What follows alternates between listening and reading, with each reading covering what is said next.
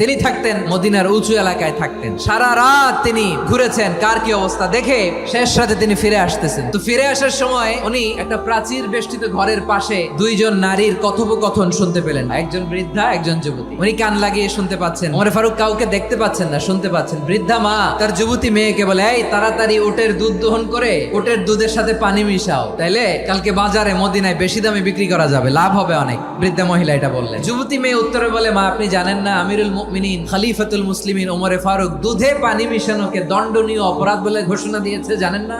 এবার বৃদ্ধা মহিলা বলে, আরে পাগলি, এই ভোর রাতে আমিরুল মুমিনিন ওমর ফারুক আসবে কোত্থেকে? কেউ দেখবে না। আরে কেউ দেখবে না, তাড়াতাড়ি দুধের সাথে পানি মেশাও। এই কথা যখন মা বলেছে, যুবতী মেয়েটা চমৎকার একটা উত্তর দিয়েছে, আপনি ঠিকই বলেছেন, গভীর রাতে ওটের দুধে পানি মিশালে ওমর দেখবে না, কিন্তু মা খেয়াল রাখবেন, ওমর যদি নাও দেখে ওমরের রব কিন্তু দেখে। চিল্লায় বলেন ঠিক এরা। দিস ইজ কল্ড তাকওয়া।